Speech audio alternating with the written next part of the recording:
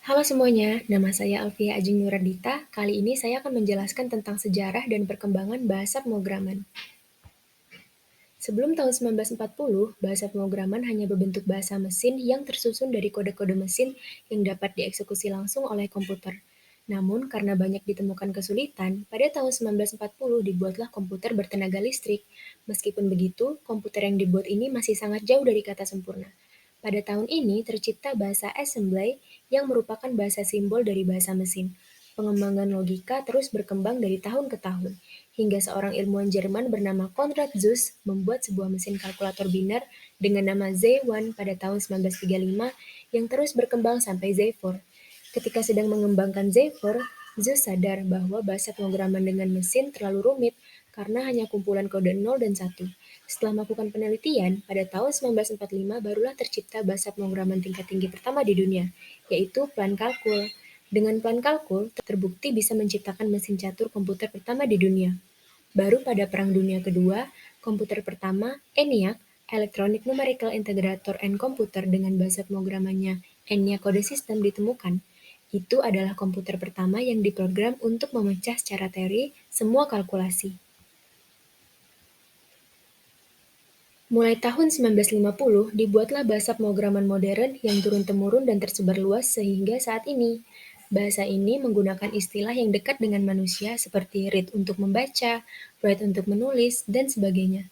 Dalam perkembangannya, bahasa tingkat tinggi juga terdiri dari beberapa metode pemrograman, yaitu procedural programming dan object-oriented programming. Bahasa yang dikembangkan pada masa ini yang pertama ada Fortran, the Formula Translator, yang ditemukan oleh John W. Backus.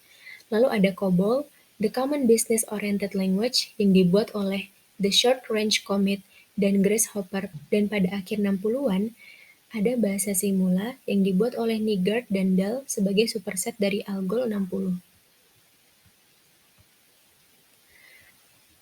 Pada periode 1967 sampai 1978, bahasa pemrograman yang diciptakan sudah menetapkan paradigma fundamentalnya, seperti Simula, yang merupakan bahasa pemrograman pertama untuk mendukung pemrograman berorientasi objek.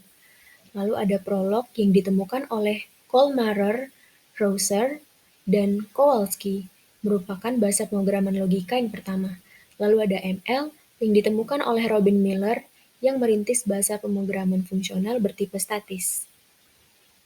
Baik, saya akan melanjutkan pada periode 1980-an. Konsolidasi, modul, dan performa. Pada periode ini, bahasa pemrograman mengalami kemajuan, yang mana pada tahun 1980 merupakan periode dari konsolidasi relatif. Pada tahun ini dikembangkan C++, yaitu bahasa pemrograman yang dikolaborasikan dengan sistem programming yang berorientasikan kepada objek. Pada tahun ini juga terjadi fenomena baru dalam desain bahasa yang lebih fokus pada penggunaan modul secara masif. Selain C++, bahasa pemrograman yang dikembangkan pada periode ini diantaranya ada 3. Yang pertama Eiffel pada tahun 1985. Kedua ada Practical Extraction and Report Language pada tahun 1987 dan FL 1989. Periode 1990-an, visual. Untuk memudahkan programmer membuat aplikasi, pada tahun ini selain dikembangkan untuk berorientasi kepada objek, juga ditingkatkan agar bahasa pemrograman berbasis visual. Gerakan ini diawali oleh Python dan Microsoft Visual Basic 1 pada tahun 1991. Selain itu ada Delphi yang dikembangkan dari Pascal untuk Windows. Puncaknya adalah pada tahun 1997, di mana Visual Basic 5 dirilis untuk memudahkan koneksi ke database, dan OO Sobol yang digunakan dalam versi Windows. Tidak dapat dipungkiri, mayoritas programmer berpendapat bahwa tahun ini termasuk tahun yang sangat produktif bagi dunia bahasa pemrograman. Bahasa-bahasa pemrograman yang tercatat dikembangkan pada tahun ini diantaranya adalah Haskell pada tahun 1990, Java 1991, Ruby 1993, PHP 1995, JavaScript 1995, dan seterusnya. Periode 2000-an hingga sekarang. Pada periode ini, vendor bahasa pemrograman lebih cenderung mengarahkan programmer untuk menggunakan produk mereka untuk membuat program. Terdapat dua konsepsi besar yang terjadi pada periode ini, yang mana kemudahan basis visual telah diarahkan menjadi basis internet dan mobile. Hal ini ditandai dengan maraknya layanan website yang berbasis internet untuk platform ponsel.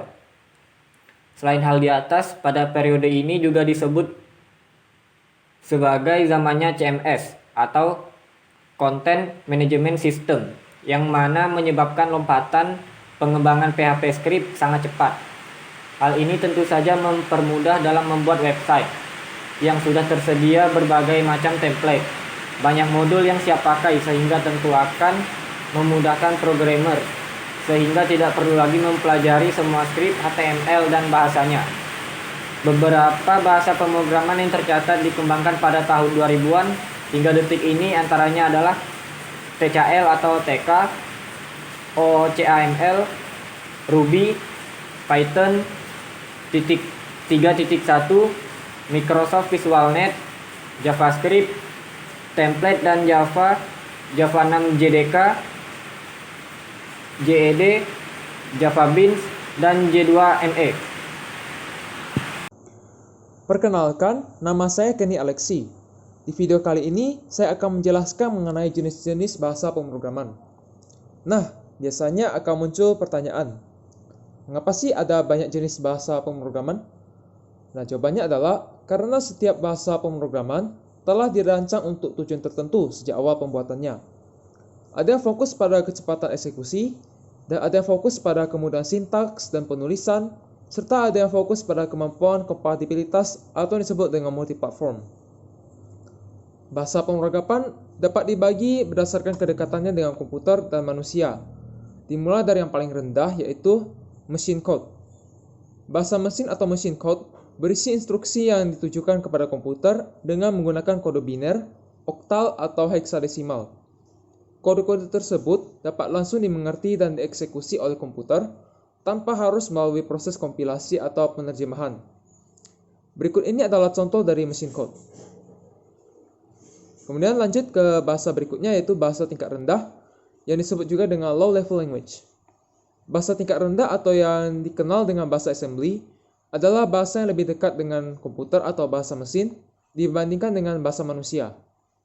Bahasa assembly akan memberikan perintah ke komputer dengan menggunakan kode pendek atau yang disebut juga dengan kode mnemonik. Nah, contohnya seperti ada di dalam tanda kurung ini. Nah, berikut adalah contoh dari source code assembly. Lanjut ke bahasa tingkat menengah atau yang disebut dengan mid-level language. Bahasa ini akan lebih mudah dimengerti oleh manusia dibandingkan dengan bahasa tingkat rendah karena sudah mulai menggunakan bahasa manusia atau bahasa Inggris, meskipun masih dicampur dengan simbol. Dalam bahasa tingkat ini, manajemen memori masih harus dilakukan secara manual, seperti penentuan tipe data, penggunaan pointer, dan masih banyak lagi. Contoh bahasa mid-level adalah C dan C++. Kemudian ini adalah contoh source code dari C++. Lanjut, yang terakhir adalah bahasa tingkat tinggi atau high level language. Bahasa tingkat tinggi berisi instruksi yang menggunakan bahasa alamiah yang dimengerti manusia, seperti bahasa Inggris atau matematika. Bahasa ini juga telah mengabstraksi atau menyembunyikan cara kerja komputer dan manajemen memori yang sesungguhnya, karena telah dilakukan secara otomatis. Tingkat ini diciptakan untuk mengatasi kekurangan yang dimiliki di tingkat menengah dan tingkat rendah. Mayoritas programmer lebih memilih untuk menggunakan bahasa ini karena lebih mudah dipahami dan mudah digunakan. Contoh bahasa tingkat tinggi adalah Python, Java, JavaScript, PHP, dan SQL. Berikut ini adalah contoh source code dari bahasa Python. Baik, sekian penjelasan saya tentang jenis bahasa pemrograman berdasarkan tingkatannya. Untuk selanjutnya saya akan mempersilakan kepada rekan saya, yaitu Ferdinand Alvino, untuk menjelaskan. Terima kasih atas perhatiannya. Compiler. Compiler adalah sebuah program komputer yang berguna untuk menerjemahkan program komputer yang ditulis dalam bahasa pemrograman tertentu menjadi program yang ditulis dalam bahasa pemrograman lain. Terlepas dari pengertiannya yang luas, Istilah compiler biasa digunakan untuk program komputer yang menerjemahkan program yang ditulis dalam bahasa pemrograman tingkat tinggi menjadi bahasa mesin, biasanya dengan bahasa assembly sebagai perantara. Beberapa contoh bahasa compiler seperti berikut. Pertama, terdapat bahasa Pascal. Kedua, bahasa C++. Ketiga, bahasa Java. Keempat, bahasa BASIC. Dan kelima, bahasa Visual C Crash. Sekarang kita masuk ke materi interpreter. Interpreter merupakan perangkat lunak yang berfungsi melakukan eksekusi sejumlah instruksi yang ditulis dalam suatu bahasa pemrograman tanpa terlebih dahulu menyusunnya menjadi program mesin. Beberapa contoh bahasa pemrograman interpreter sebagai berikut. Pertama, terdapat bahasa Perl. Kedua, bahasa Python. Ketiga, bahasa Ruby. Dan keempat, bahasa MATLAB. Sekarang kita akan masuk ke perbedaan compiler dan interpreter. Compiler memindai seluruh program dan menerjemahkannya secara keseluruhan ke dalam kode mesin. Sedangkan interpreter menerjemahkan satu pernyataan satu persatu. Compiler dibutuhkan banyak waktu untuk menganalisis kode sumber, namun keseluruhan waktu eksekusi relatif lebih cepat. Sedangkan interpreter dibutuhkan sedikit waktu untuk menganalisis kode sumber, namun keseluruhan waktu eksekusi lebih lambat. Compiler menghasilkan kode objek menengah yang membutuhkan tautan lebih lanjut, sehingga membutuhkan lebih banyak memori. Sedangkan interpreter tidak ada kode objek antara yang dihasilkan, maka memori menjadi efisien. Compiler menghasilkan pesan kesalahan hanya setelah memindai seluruh program. Sedangkan interpreter terus menerjemahkan program sampai kesalahan pertama terpenuhi. Dalam hal ini berhenti. Oleh karena itu, debugging mudah dilakukan. Compiler menggunakan bahasa pemrograman seperti C dan C++. Sedangkan interpreter menggunakan bahasa pemrograman seperti Python dan Ruby. Baiklah, sekarang giliran saya untuk menjelaskan. Saya Kevin Ovalio Tahayan. Di sini saya akan menjelaskan fungsi dari beberapa bahasa pemrograman yang terkenal di kalangan programmer. Yang pertama, saya akan membahas tentang HTML. HTML atau Hypertext Markup Language adalah suatu bahasa yang menggunakan tanda-tanda tertentu atau biasa disebut tag untuk menyatakan kode-kode yang harus ditafsirkan oleh browser agar halaman tersebut dapat ditampilkan secara benar. Secara umum, fungsi HTML adalah untuk mengelola serangkaian data dan informasi, sehingga suatu dokumen dapat diakses dan ditampilkan di internet melalui layanan web. Atau lebih singkatnya, HTML dapat digunakan untuk membuat website. Fungsi HTML yang lain yang lebih spesifik yaitu 1. Membuat halaman web. Yang kedua, menampilkan berbagai informasi di dalam sebuah browser internet. Yang ketiga, membuat link menuju halaman web lain dengan kode tertentu, atau biasa disebut dengan hypertext. Kemudian, dalam pembuatan website, HTML tidak jauh-jauh dengan CSS dan JavaScript yang merupakan bahasa pemrograman. Bahasa pemrograman CSS adalah bahasa pemrograman yang membantu HTML dalam membuat dan mengatur tampilan pada halaman web yang kalian buat. Contohnya seperti mengatur font pada halaman web, mengatur background, memberikan warna, memberikan border, dan lain sebagainya. Sedangkan JavaScript adalah bahasa pemrograman yang digunakan untuk membuat halaman web yang lebih interaktif. Beberapa fungsi yang bisa kamu tambahkan menggunakan JavaScript, misalnya menampilkan elemen tertentu hanya pada browser tertentu saja, membuat fitur yang memungkinkan kamu untuk dapat menyesuaikan ukuran font pada blog, dan lain sebagainya. Nah, ketiga hal ini berperan penting dalam pembuatan website, HTML, CSS, dan JavaScript. Kemudian saya akan menjelaskan tentang C++. Apa itu C++? C++ adalah bahasa yang bisa digunakan untuk membuat berbagai aplikasi, misalnya aplikasi pengolah gambar, software gadget, game, hingga sistem operasi baru. Bahasa ini dikembangkan dari bahasa pemrograman C. Tak heran kalau dua bahasa ini memiliki sintaks dan struktur kode yang sama. Bedanya, C++ merupakan Object Oriented Programming, sedangkan C merupakan bahasa pemrograman prosedural. Nah, fungsi C++ sendiri sangat banyak ya teman. Misalnya kita bisa membuat kalkulator sendiri dari C++. Kemudian yang lebih spesifik misalnya kita bisa membuat aplikasi grafis dari codingan C++ kita. Kemudian bisa membuat software games, kemudian bisa membuat browser, kita bisa mengakses database, terus kita bisa membuat media player sendiri, kemudian kita juga bisa membuat sistem operasi sendiri dengan codingan C++ kita. Nah, C++ ini sangat dianjurkan bagi kalian yang pemula di kalangan programmer. Dikarenakan C++ ini yang pertama portable. Portable ini artinya kamu bisa melakukan coding lalu melakukan compile pada sistem operasi yang berbeda-beda. Misalnya, kamu bisa menulis kode di sistem operasi Linux dan melakukan compile kode tersebut di Windows. Dengan kata lain, saat belajar C++, kamu bebas menggunakan sistem operasi apapun. Yang kedua ada object oriented. C++ adalah bahasa pemrograman yang object oriented atau berfokus pada objek. Artinya, data dan fungsi disatukan dalam kelas dan objek untuk bekerja sama memecahkan sebuah masalah. Objek yang saling terikat akan mempercepat penulisan kode, sebab kamu bisa menggunakan kode kelas yang sama melalui fitur inheritance untuk menghindari pengulangan kode. Kemudian yang ketiga, mudah mengatur memori. Bahasa pemrograman C++ memiliki dynamic memory allocation atau kemampuan mengatur memori dengan dinamis. Dengan pengaturan tersebut, kamu lebih mudah mendapatkan memori tambahan saat program berjalan. Kemudian yang keempat, memiliki skalabilitas yang baik. C++ memiliki skalabilitas yang cukup baik. Artinya, program yang dibuat bisa dikembangkan sesuai kebutuhan kamu sendiri. Jadi, kamu bisa membuat program sederhana yang kecil dulu sebelum mengembangkannya menjadi aplikasi yang lebih besar.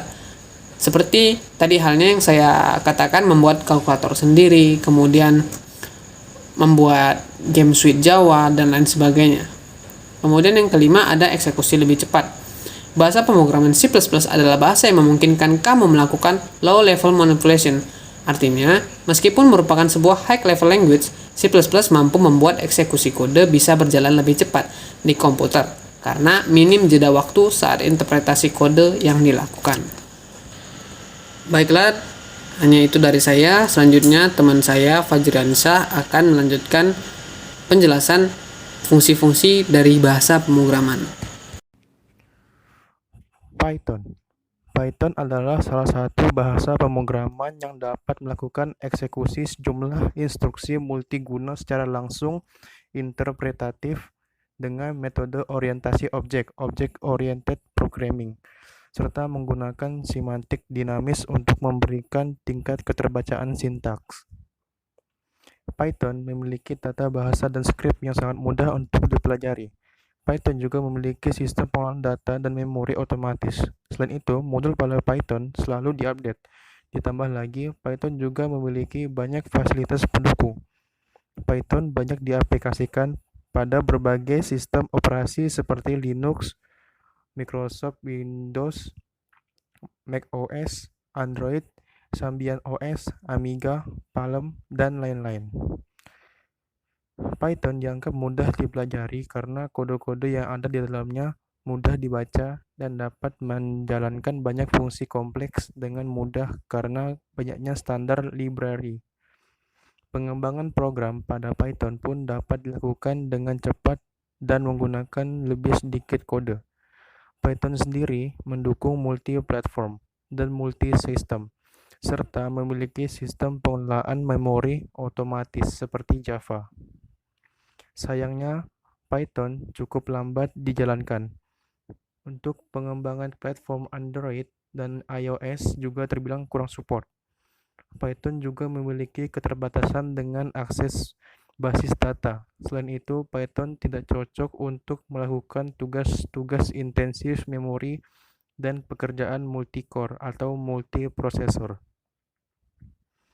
Java adalah bahasa pemrograman yang biasa digunakan untuk mengembangkan bagian back-end dari software, aplikasi Android, dan juga website.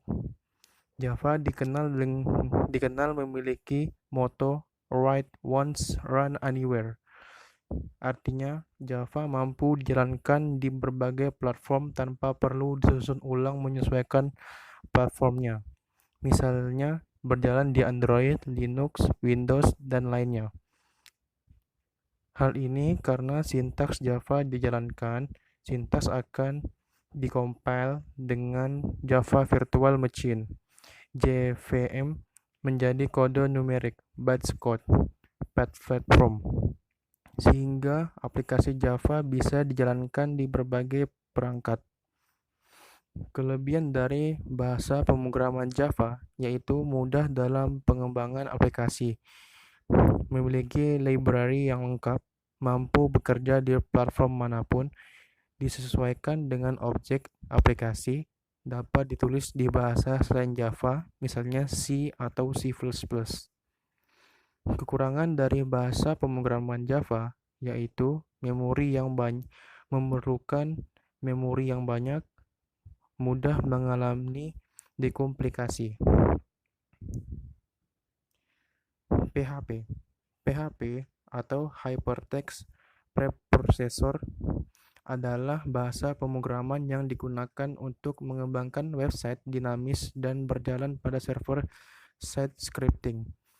PHP banyak digunakan untuk pembuatan website untuk kebutuhan e-commerce, sistem informasi, maupun landing page. Karena PHP tergolong dalam bahasa pemrograman berbasis server-side, maka skrip yang digunakan akan diproses oleh server.